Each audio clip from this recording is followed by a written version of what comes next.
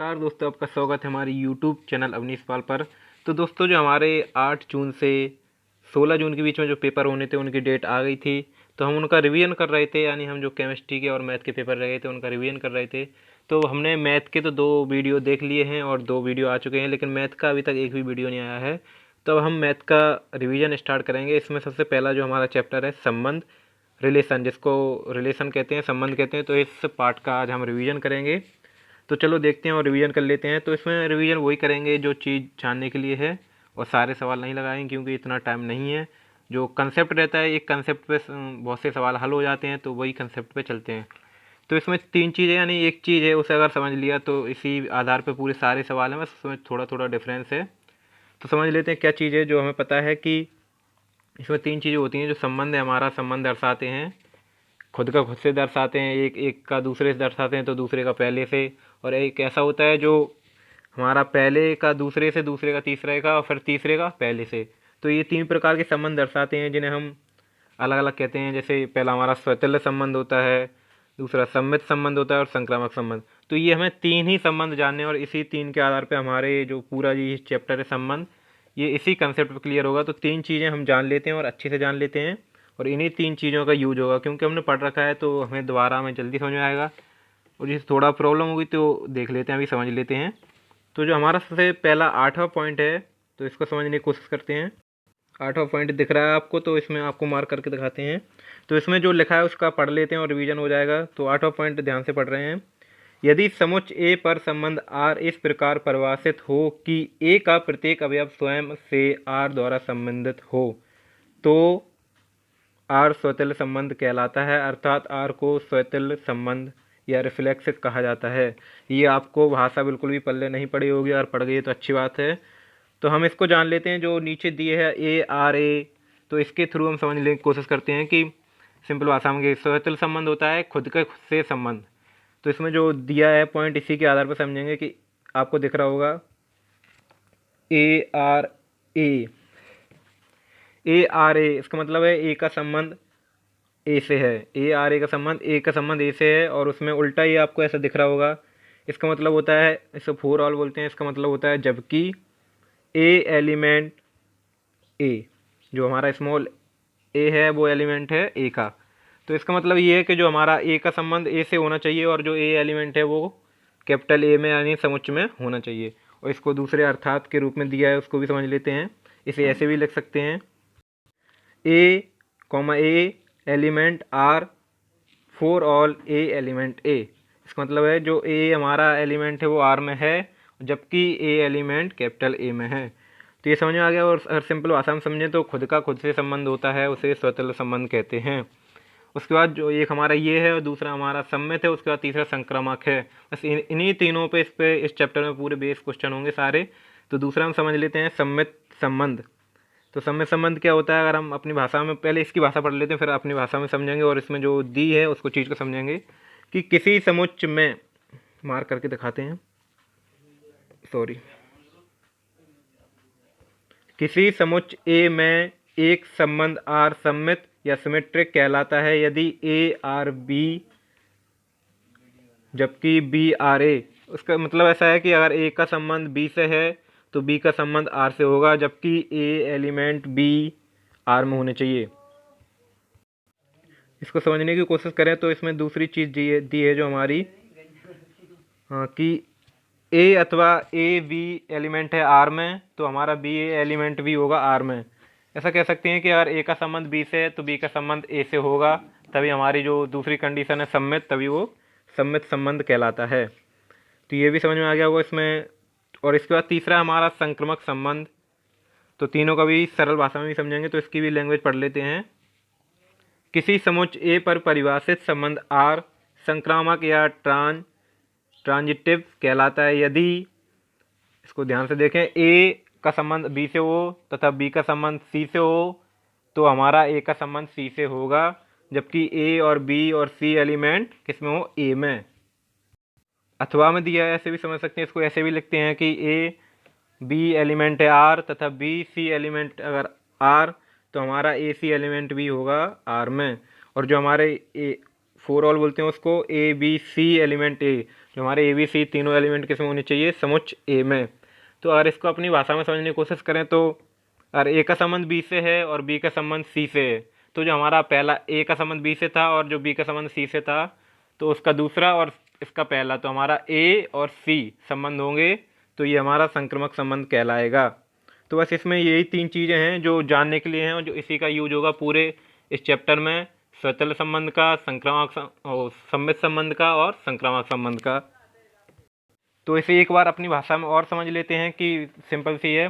और खुद का खुद से संबंध हो तो स्वतंत्र संबंध कहलाता है, और एक का दूसरे से संबंध है और दूसरे का पहले से संबंध है, तो ये हमारा सम्मित संबंध कहलाता है। उसके बाद तीसरा हमारा संक्रामक संबंध है, जिसमें पहले का दूसरे से होता है और दूसरे का फिर तीसरे का होता है। तो हमारा इसमें क्या होता है कि जो पहला है और तीसरे का संबंध भी होता है, तो ये संक्रामक संबंध कहलाता है। तो अगर ये आपको समझ में आ गए होंगे, उसके बाद एक क्वेश्चन देख लेते हैं इसी 3 कंसेप्ट के, जो हमारी थ्योरी है इसी के बेस पे एक क्वेश्चन देख लेते हैं, तो आपको क्लियर हो जाएगा। और इसमें कुछ नहीं है, बस इसी पे सारे क्वेश्चन है, थोड़ा थोड़ा डिफरेंट होगा और सारे क्वेश्चन सॉल्व हो जाएंगे। तो एक जो समझ लेते हैं, इसमें जो पहले अंक वाला दिया है, तो इसकी समझने की कोशिश करते हैं और अच्छे समझ लिए। एक क्वेश्चन को अगर अच्छे से समझ लिया इसी बेस पे, तो सारे कंसेप्ट क्लियर हो गया, तो इसी के आधार पर सारे क्वेश्चन बन जाएंगे। तो देखते हैं। तो हमारा जो पहला क्वेश्चन दिया है, सिद्ध कीजिए कि समुच्चय ए 1 2 3 4 में R 1 2 2 2 1 1 4 4 1 3 3 3 3 2 द्वारा परिभाषित संबंध R स्वतंत्र तथा संक्रामक है लेकिन सम्मित संबंध नहीं है। तो इसमें बोल रहे हैं जो हमारा जो समुच्चय दिया है A और संबंध दिया है R, तो इसमें बोल रहे हैं कि ये R स्वतंत्र तथा संक्रामक तो है लेकिन सम्मित नहीं है। तो हमने तीनों की कंडीशन जान ली है। अगर खुद का खुद से संबंध होगा तो स्वतंत्र कहलाएगा, और जो हमारा एक का दूसरे से, दूसरे तीसरे का और तीसरे का पहले से होगा तो संक्रामक होगा, और जो पहले का दूसरे का और दूसरे का दूसरे का फिर पहले से होगा तो सम्मित होगा। तो इसमें सम्मित संबंध लागू नहीं होगा, तो हमारा सम्मित नहीं होगा। तो इसको अच्छे से जान लेते हैं और इसी को समझने की कोशिश करते हैं। तो ये हमारा हल दिया है, जिसमें लिखा है दिया है, तो सबसे पहले ऐसे ही लिखेंगे, ये हमारा समुच्चय जो 1 2 3 4 है। उसके बाद हमारा जो R है संबंध दिया है, आपको दिख रहे होंगे 1 2 2 2 1 1 4 4 1 3 3 3 3 2। तो इसमें सबसे पहली जो कंडीशन है यहाँ लिखा नहीं है इन्होंने, हम लिख के बताते हैं आपको कि जो इन्होंने कंडीशन दी है, यानी पहले स्वतंत्र के लिए चेक कर रहे हैं यहाँ पहली कंडीशन। तो इन्होंने लिखा है चूंकि 1 1 2 2 3 3 4 4 एलिमेंट हैं R, तो हमारे जो एलिमेंट हैं R में 1 1 आपको दिख रहे होंगे, 2 2 आपको दिख रहा होगा, 3 3 आपको दिख रहा होगा, 4 4। तो यानी खुद का खुद से, यानी 1 का 1 से है, 2 का 2 से, 3 का 3 से, 4 का 4 से, तो ये सभी एलिमेंट हमारे R में है, यानी खुद का खुद से संबंध है।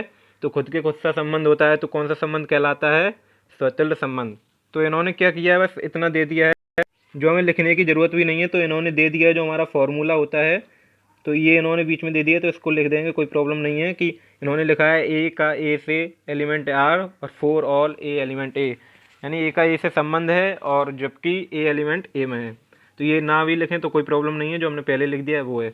उसके बाद हम दूसरी कंडीशन को चेक करते हैं कि जो सम्मित की हमारी कंडीशन होती है, ए का बी से और बी का उल्टा ए से, अगर ऐसा होता है तो हमारा सम्मित है, नहीं तो फिर सम्मित नहीं है। तो ये भी चेक कर लेते हैं। तो हमारा जो दूसरी कंडीशन है, यहाँ से यहाँ लिखा है हमारा दूसरी कंडीशन है, आपको दिखा देते हैं मार्क करके, यहाँ से दूसरी कंडीशन है, इसको सम्मित, यहाँ सम्मित के लिए चेक कर रहे हैं। तो इसमें दिया है 1 2 एलिमेंट है R में, परंतु 2 1 एलिमेंट नहीं है R में, ऐसा क्रॉस बना है, तो ये नहीं है, जो एलिमेंट है वो नहीं है। तो इसमें देख सकते हैं कि जो हमारा 1 2 एलिमेंट है, आपको दिख रहा होगा संबंध R में है, जे वाला है, लेकिन आपको 2 1 कहीं भी नहीं दिखेगा, यहाँ भी नहीं दिखेगा, कहीं भी नहीं दिखेगा, तो ये हमारा R में नहीं है, इसलिए कंडीशन हमारी सम्मित की फॉलो नहीं हो रही है, लागू नहीं हो रही है, इसलिए ये संबंध सम्मित नहीं है। तो ये हमने 2 चीज़ कंप्लीट कर ली, इसमें स्वतंत्र देख लिया और सम्मित देख लिया। तो इसमें स्वतंत्र तो निकला लेकिन सम्मित नहीं है। तो लास्ट कंडीशन हमारी जो संक्रामक, इसको भी चेक करके देख लेते हैं। तो इसमें क्या होता है, पहले का दूसरे से होता है, दूसरे का तीसरे का होता है, और तीसरे का किससे, फिर पहले से होता है। तो इसको भी देख लेते हैं। तो इसमें दिया है तीसरा जो हमारा यहाँ से है, इसमें लिखा है पुनः चूंकि 1 3, यानी 1 का 3 से है और 3 का 3 2, यानी 3 का 2 से है। ये एलिमेंट किस में, R में, आपको दिख रहे होंगे 1 3 आपको दिख रहा है और 3 2।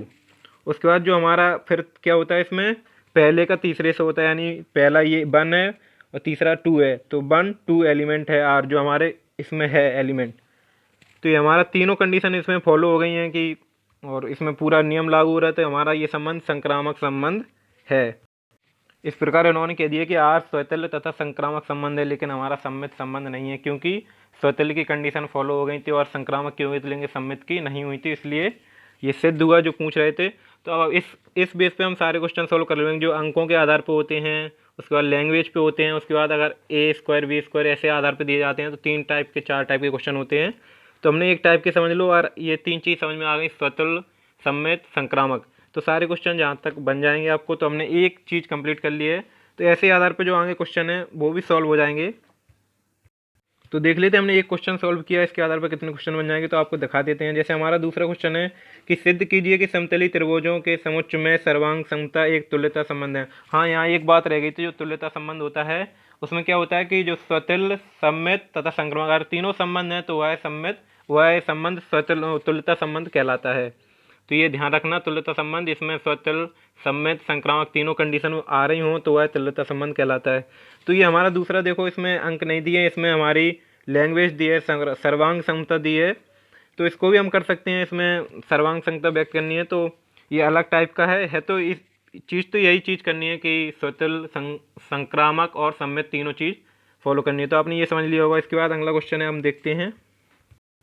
तो अब हमारा ये 5वां क्वेश्चन है, ये भी उसी आधार पे, तो ये भी कंप्लीट कर लोगे आप। इसमें भी दिया है, सिद्ध कीजिए कि समुच्चय ए बराबर 1 2 3 में R11 जो दिया है, संबंध दिया है, इसमें क्या सिद्ध करना है, स्वतुल्य है किंतु ना तो सम्मित है और ना संक्रामक। तो आपने अगर पिछला जो सवाल अच्छे से समझ लिया है तो ये भी सवाल कर लेंगे, बस कंडीशन वही फॉलो होनी है कि अगर स्वतुल्य की कंडीशन है तो स्वतुल्य है, और सम्मित की है तो सम्मित है, और नहीं है तो सम्मित नहीं है, और संक्रामक की कंडीशन फॉलो हो रही तो संक्रामक है, नहीं तो फिर नहीं है।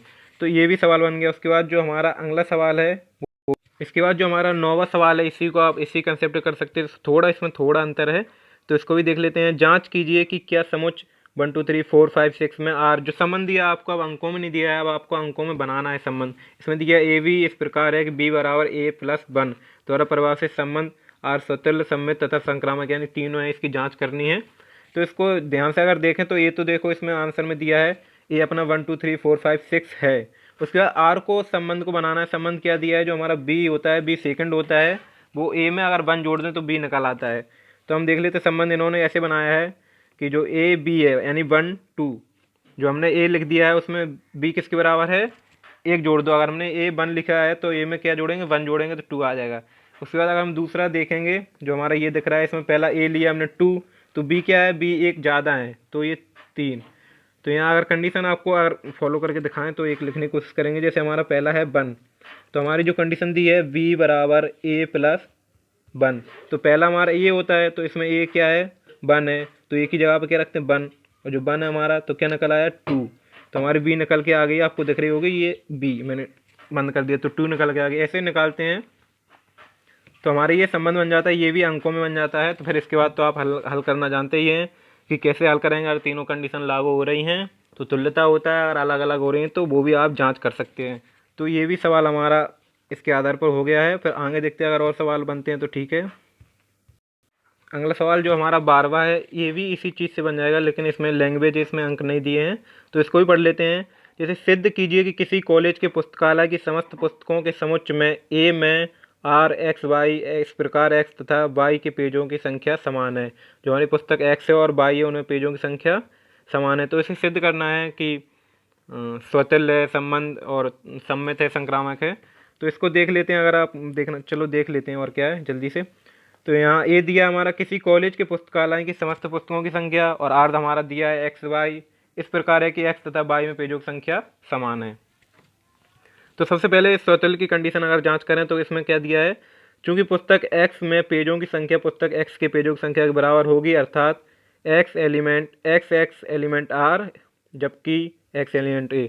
इसका मतलब कहने का तात्पर्य है कि जो एक्स पुस्तक है तो दूसरी एक्स है, तो एक्स एक्स यानी 2 समान पुस्तकें हैं तो उनमें पेजों की संख्या भी समान होगी, यानी खुद का खुद से संबंध है, क्योंकि एक ही पुस्तक है तो उसमें पेजों की संख्या समान होगी। तो इसे इसमें लैंग्वेज है, इसमें जो अंक नहीं दिए हैं। उसके बाद अगर सम्मित देखा जाए, इसमें सम्मित नहीं है, अगला जो पेज है उसमें देखते हैं। अगर इसमें सम्मित देखा जाए तो इसमें देखो, अगर ध्यान से देखो कि इन्होंने मान लिया एक्स वाई एलिमेंट आर, यानी जो एक्स पुस्तक है और एक दूसरी वाई पुस्तक है, तो एक्स में जितने पेज हैं उतने ही वाई में हैं। तो क्या होगा, उल्टा नहीं कर सकते, जितने वाई में होंगे उतने एक्स में होंगे, तो उल्टा भी कर सकते हैं। जैसे लिखा है उसमें, पुस्तक एक्स तथा वाई में पेजों की संख्या समान है, तो पुस्तक वाई तथा एक्स के पेजों में संख्या भी समान होगी। जब एक्स और वाई पुस्तक में समान है तो वाई और एक्स में भी होगा, उल्टा करना है। तो ये हमारा जो सम्मित की कंडीशन फॉलो हो रही है, यानी एक का दूसरे से और दूसरे का पहले से है, तो ये सम्मित है, इसमें लैंग्वेज है। उसके बाद ऐसे ही संक्रामक कर सकते हैं, तो एक ही कंसेप्ट पे ज़्यादातर क्वेश्चन बन जाते हैं, यानी जो 3 चीज़ें हैं उन्हीं को ध्यान में रखना है हमें। स्वैतिल, सम्मित तथा संक्रामक, इन उन 3 चीज़ों पे ही सारे इसमें कंसेप्ट बनेंगे, उसी के आधार पे सॉल्व होंगे। बस थोड़ा थोड़ा लैंग्वेज, कहीं ABCD में दिए हैं तो ये अंतर बढ़ जाएगा बस, लेकिन वो मेन चीज़ जो है मैं आधार उस पर उसका रिवीजन करना था, तो वो ध्यान से देखना। और इसका एक बार और देख सकते हैं और आप इसके आधार पर क्वेश्चन बना सकते हैं। तो ये हमारा जो संबंध हुआ ये संबंध चैप्टर था, इसको तो मैंने कंप्लीट हमने कंप्लीट कर लिया है, और कुछ रह गए इसमें तो करने की कोशिश करेंगे, नहीं फिर हमारा जो अगला इसके बाद चैप्टर है फलन, तो अगली वीडियो में उसका रिवीजन करेंगे, या फिर जो सुटेबल बैठे उसका रिवीजन करेंगे। तो आपसे यही है उम्मीद कि आपको थोड़ा बहुत समझ में आ गया होगा, रिवीजन हो गया।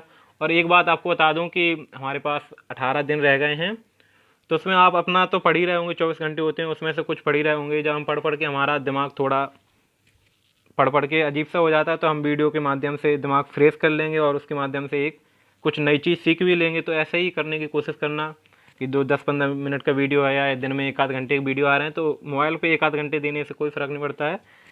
तो यही कहूँगा कि आप वीडियो को देखें, और अगर आपको समझ में आ रहा है तो अच्छी बात है।